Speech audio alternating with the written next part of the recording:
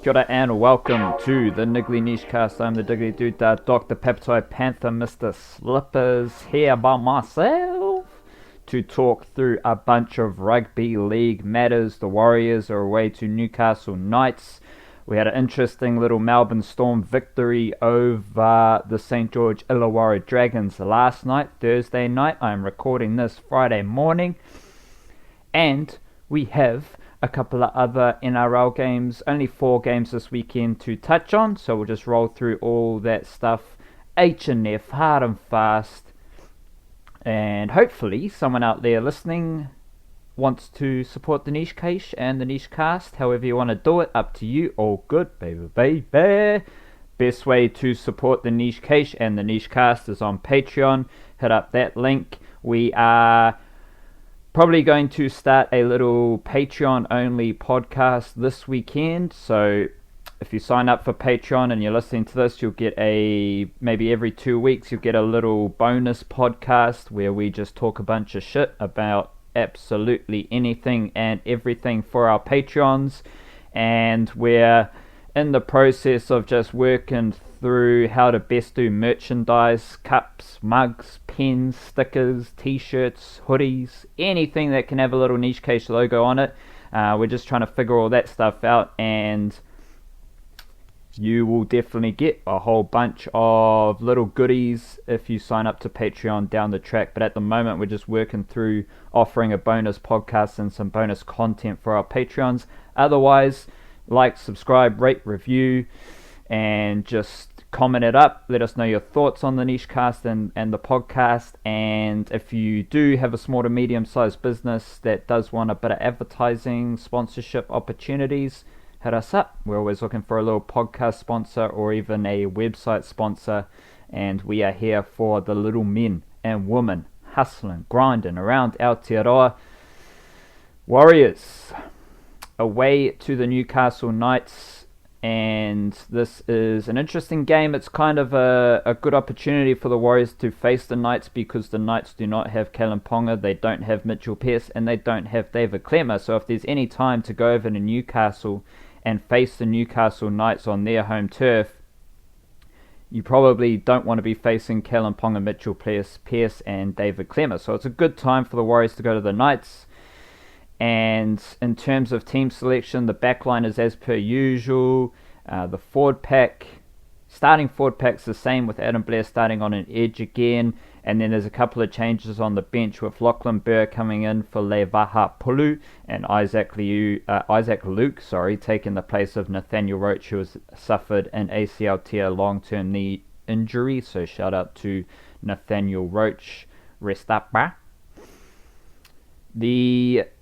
In terms of selection, I don't know why Isaac Luke wasn't in the team last week. He should always be in the Warriors' top 17. I don't really understand the hate and disdain towards Isaac Luke. He is the best hooker at the Warriors, and it's just a whole weird scenario. Stephen Kearney's a weird coach, and I could go down a whole rabbit hole, but who cares at this stage? It's just Stephen Kearney just makes a whole lot of very strange selection tactical moves, and it's just very weird to me, but he is the coach and we got to roll with it. So Isaac Luke's back this week, and Lachlan Burr takes the place of Levaha Pulu. Interesting note about Levaha Pulu from that Panthers game: he played 23 minutes and he didn't have a touch of the footy.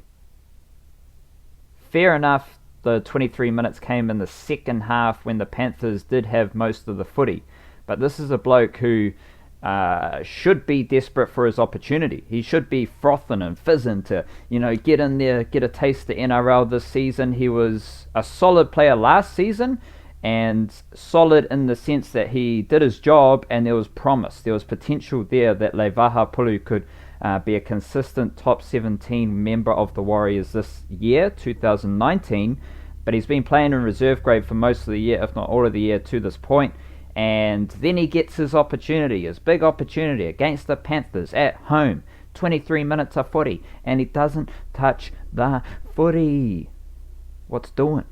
I don't like. for me, that's more of a reflection of where the Warriors are at, where you have a player like Levaha Pulu who doesn't step up and take his opportunity like he should have. Patrick Herbert did exactly that. Patrick Herbert got an opportunity earlier in the season and has been robust ever since. Sure, there's some defensive issues, but that's just out in the centres, one-on-one. You kind of got to make your tackles. Sometimes you do, sometimes you don't. Whatever, you keep learning and growing. But Patrick Herbert runs the footy bloody hard. He's a exciting centre prospect who is growing. Against the Panthers, Patrick Herbert had 8 runs for 81 metres, which means for a centre, taking 10 metres per run's a bloody good effort. And that's what we're seeing with Patrick Herbert. But point being, Patrick Herbert, Carl Lawton, who else around here? Pretty much those two took their opportunities this season. But Levaha Pulu couldn't take his opportunity. Couldn't even get a touch of the footy to take his opportunity. It's just a very weird situation that reflects where the Warriors are at this stage. That they have a player like Levaha Pulu coming in who didn't contribute at all to that game of the Panthers. I'm not going hundies on that idea because I do think game situation had an influence and impact on Pulu's involvement, but it's just strange. Yeah, weird. Everything's weird. Everything's strange with the Warriors. And that's the main difference this week, is that you're going to have 3 middle forwards on the bench. You've got Bunty Afoa, Sam Lasone and Lachlan Burr, as opposed to 2 middle forwards in Bunty Afoa and Sam Lasone, and then Levaha Pulu, who played left edge when he came onto the field, and that pushed, I can't remember, either Adam Blair or Isaiah Papali'i, who both played full games. One of them pushed into the middle to make way for Levaha Pulu. And having 3 middle forwards on the bench is going to be interesting for this Knights game, because Bunty Afoa, against the Panthers, he had 11 runs for 115 metres, which is 10.45 metres per run, I believe.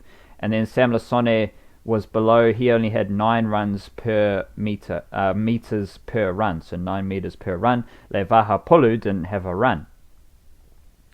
So now you're going to have far more impact and efficiency off the bench.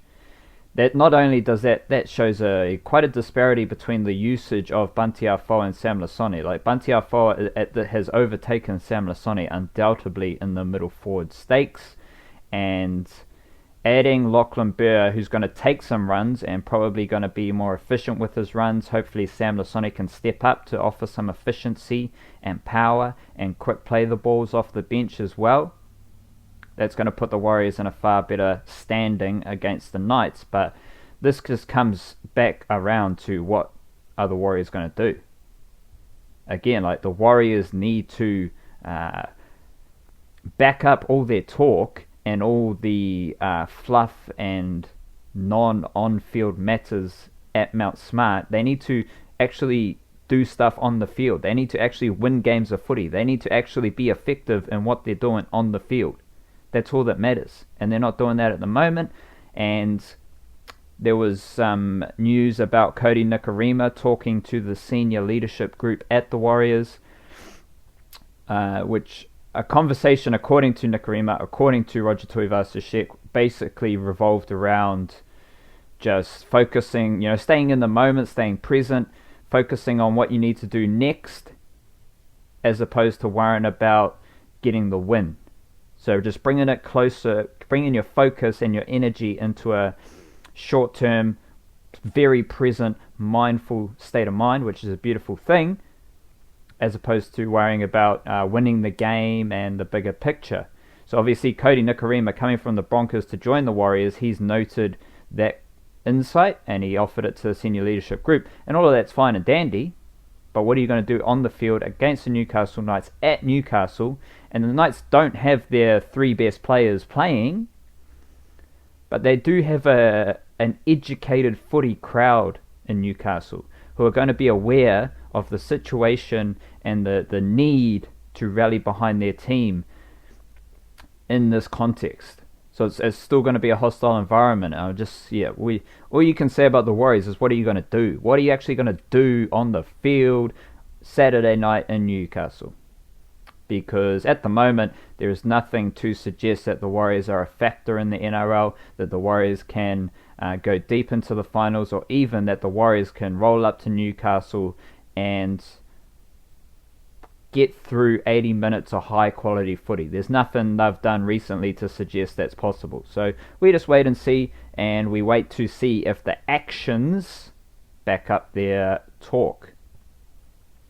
No jersey flag for the Warriors this week, just reserve grade, and the reserve grade team: Adam Pompey at fullback, Lewis Susumia and Setu Tu are your wingers, Hayes Perham and Blake Ashford in the centres, Adam Kieran, Chanel Harris-Tavita the halves, Chris Sate, Jackson Frey and Levaha Pulu are your middle forwards, Tyler Slade starting at hooker, Adam Tuamavave Gerard and Tane Milne are your edge forwards. On the bench you got Philip Makatoa, Josh Curran, Preston Ricky and Clayton Williams, Sean Mullaney 18th man. So Tyler Slade is obviously enjoying a nice little patch here in the reserve grade team as their primary hooker, which is good news for Tyler Slade. He's gone from Jersey flag hooker, or Jersey flag lock forward, started the season with Sean Mullaney at hooker and Jersey flag, and now they've both moved into the reserve grade hooking rotation, but Tyler Slade seems to have the edge on Sean Mullaney as far as reserve grade hooking duties go, which isn't surprising considering he's been a middle forward for much of his junior career. Now he's coming up against men, so he just seems more robust than Sean Mullaney. Josh Curran's still on the bench, which is cool. So you still have Josh Curran, Jackson Frey and Adam Pompey, the former Roosters juniors who returned to the Warriors. They're all in this team as well. And the young forwards who catch my eye, there's some good young forward depth at the Warriors, excluding guys like Chris Sate, Levaha Pulu, Lingi Sao. If we exclude those guys, you got Frey and Curran who have come to the Warriors searching for opportunities. Philip Makatoa appears to be the best prospect of the middle forward ranks. He is Jersey flag eligible, so he's still under 20s, but he plays a whole lot of reserve grade footy, so keep an eye on Philip Makatoa. I believe he went to Aotearoa College and he's been a perennial rep player. Funnily enough, he actually spent time with the Roosters under 20s before coming back to Aotearoa. Interesting. So there's a pretty severe Roosters connection in the Warriors team. Preston Ricky is another hot prospect, and then you got Clayton Williams, who has a weird history. I think he spent time with the Rabbitohs under 20s. He was a decorated player there, meaning he won player of the year. Then he went to Europe to play French rugby union, and then he's come back to Aotearoa to play for the Warriors this season. So he's an interesting prospect, but the Preston Ricky and Philip Makatoa are the most exciting young forwards there, along with the Aussies Jackson Frey and Josh Curran. Reserve grade are playing against Newcastle Knights on Saturday evening as well over in Newcastle. Last night we had the Dragons versus Storm game, and this is interesting for a couple of different reasons, couple of different notes from this game. Solomone Kata didn't actually end up playing. He was named in the centres, which I found a bit weird because Marion Seve has been playing centre all season, and then for the last few months Marion Seve has been at centre, and then for some reason he got dropped while Justin Olam, the Papua New Guinea player, held on to his centre spot. So it seemed as though Marion Seve got dropped for Solomone Kata, but then Solomone Kata was a very, very late scratching for the Melbourne Storm, and Marion Seve comes in. There's also a story on Rugby Pass about Solomone Kata perhaps making a switch back to rugby union. So check that out, go out to Rugby Pass and search Solomone Kata. Solomone Kata came from Tonga to play rugby union at Sacred Heart College, in similar circumstance to Conrad Hurrell, or even most recently Eliasa Katoa, who was in the Warriors Jersey flag team. And so he does have that rugby union background, and I don't really see a whole lot of opportunities for Solomone Kata at the Storm. It's a good place for him to be as a development opportunity. Being at the Storm is cool, but as I spoke on before, it's very difficult to crack the top 17, and I just can't see where Solomone Kata's rugby league career goes from here. So I do see some interest in that rugby union story, and I wouldn't be surprised at all to see Solomone Kata playing Super Rugby, in the next 12 to 24 months. It's a very strong possibility, and it was just very strange situation for the Storm, having named Solomone Kata, only for him to be a late withdrawal. So Marion Seve and Justin Olam are the starting centres for the Storm in that win over the Dragons, 14 points to 16. And then you've also got Curtis Scott offering centre depth. So I don't really understand where Kata fits in, but hey, we'll wait to see what's happening there. And the example I used when Kata was signed to the Storm was Albert Vete, who has played, prior to last night, he played one game for the Storm since moving there last year.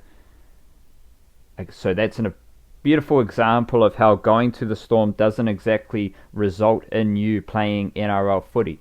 You can get shelved in reserve grade, and the Storm are just looking after their own interests. The Storm do a great job of to take some American sporting language, gathering assets in the sense that they have great depth in their club and in their reserve grade system, and they kind of sign players or have players in Sunshine Coast Falcons, East Tigers, and in their Victoria Thunderbolts reserve grade under 20s team as well.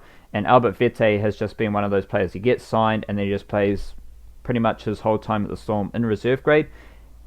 Named on the bench last night to face the Dragons, and Albert Vete got a glorious 8 minutes off the bench. He had 2 runs for 16 metres, and he probably won't play NRL footy for the Storm this year either, by the looks of things. Like, if he only gets 8 minutes off the bench, and Tino Fa'asuamalai comes off the bench in his debut game for 27 minutes, for 8 runs, 84 metres, 10 metres per run for the debutant, while Albert Vete only got 8 minutes off the benches. This doesn't look good for Albert Vete and Solomone Kata at the Storm, but they may just be happy being development players and just soaking up wisdom and information from the Storm. Kudos to them. Brandon Smith, on the other hand, he started at lock forward in the number 13 jersey. He played 52 minutes and he had 15 runs for 143 metres, which is absolutely ridiculous. For a dude who is the starting Kiwis hooker to play as a middle forward, starting, he's been doing that job coming off the bench for the Storm for a long time now. He started that game, 15 runs, almost 10 metres per run, just below, hovering around that 9 metre per run mark. Brandon Smith is an absolute monster. 35 tackles as well, only missed 2. Great effort from Brandon Smith, and typically solid stuff from Jesse Bromwich and Nelson Asofa-Solomona. So a beautiful middle forward trio for the Melbourne Storm in that game. And just check Jerome Hughes as well, because he made his comeback from an injury, scored a try, 16 runs, 133 metres, not too shabby, couple tackle bars, an offload, standard Jerome Hughes fullback business, classy as always for Jerome Hughes. So tonight, Friday night, we have the Tigers versus Roosters. Tigers have Isan Masters and Benji Marshall in their backline. Josh Alawai just re-signed with the West Tigers, and there was also news, about Caleb Milne signing with the Cronulla Sharks. Caleb Milne was part of the 2018 Junior Kiwis squad from the Melbourne Storm. So the Melbourne Storm had Kalyn Ponga and Caleb Milne in the Junior Kiwis squad. Caleb Milne didn't actually end up playing for the Junior Kiwis, but he was part of their squad last year. And not the wider squad. Like, the wider squad got trimmed down to a squad, and then the squad got trimmed down for a game day 17. Kalyn Ponga was in the squad. pretty reasonably exciting prospect at the Melbourne Storm. Now he's signed to the Sharks. So the Sharks are going to have Caleb Milne on their roster ASAP, if he isn't already. And that offers some intriguing possibilities for like a Braden Hamlin-Uele and Caleb Milne combination, which would be bloody exciting from a Kiwi NRL perspective. The Cronulla Sharks have been quietly building their Kiwi NRL crew, and they got a high quality crew there at the moment. Notes about Caleb Milne is that he played in the, let me just confirm this, he played in the 2016 Counties Manukau under-17 team. Now, that team apparently did pretty well, don't really know, but point being here is that Caleb Milne was in the same team for Counties Manukau under-17s in 2016 as Atini Nanai Saturo. They were in the same Counties Manukau team as well as Philip Makatoa. And there's a bunch of other names that I'll list in a second, but that just shows you Caleb Milne, part of Counties Manukau under-17 2016 team. He made the merit team that year, so the 2016 under-17 national merit team. And so that shows you the pedigree that Caleb Milne has. Both he and Atini Nanai Saturo also played for St. Kitts First 15. St. Kitts First 15 rugby program, along with, you know, the other big dogs in First 15 rugby, King's College, they take a lot of talent from rugby league. And they give it back most of the time. That's the beautiful thing about First 15 Rugby Union, is it's just a production line for the NRL. Most recently, you know, you've had guys like Temple Kalepo, who's been he was in the King's College First 15, and he's part of the Jersey Flegg Warriors. And you've got other examples there, obviously Naila Masima down in Wellington, Iliasa Katoa, Tamaki College. This is an idea I've talked a whole lot about, so it's nothing new, but it just shows you Caleb Milne, Atini Nanai Saturo, both played Counties Manukau under-17s 2016, both played St. Kitts First 15 Rugby Union, and both have gone on to pretty impressive things as well. But that merit team of the under-17s national merit team in 2016, players named in that team who now have NRL pathways open to them. Starford Toa, he was with Akarana in Auckland. He is now with the Newcastle Knights, and he's a very exciting Newcastle Knights prospect. You also have Sean Mullaney was named in that team. He's obviously with the Warriors. Javier Patavo, he's with the Bulldogs. Alfred Smalley, also in that Counties Manukau team. He is with the Manly Seagulls. Caleb Milne is with the Sharks now. Philip Makatoa is with the Warriors. Atini Nanai Saturo's with the Rugby Union, All Blacks, Sevens, whatever. Wesley Vaikoso is with the Warriors Jersey Flegg team.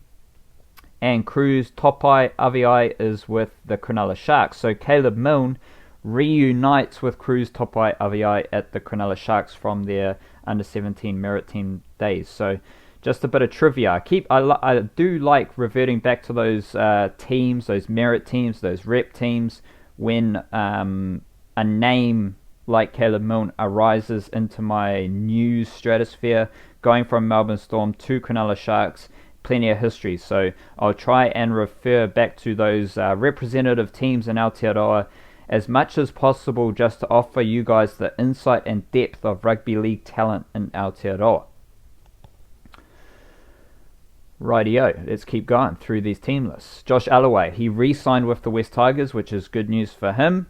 And Elijah Taylor, Michael Cheekham on the bench for the West Tigers. Roosters, Joseph Manu is back at fullback. Last time he was at fullback, he had a fantastic game, and he's there at fullback again. Joe Wairau-Hargreaves, Zane Teravano, and Isaac Liu in the middle for the Roosters. And then on their bench, you got Pawasa Fa'amasili and Satili Tuponuia. Just an interesting there with what the Roosters are doing. No Siosua Tokiaho this week. I think it's just a rotation, no Wairea Hargreaves last week, so Tokiaho had to step up against the Storm. Wairea Hargreaves comes back. Tokiaho's been fantastic all season. Bro, just take a week off. The Knights have Sean Kenny-Dowell and Mason Lino. James Gavey starting at prop. Herman Esse starting at lock. So great news there for Herman Esse getting a starting role against the Warriors.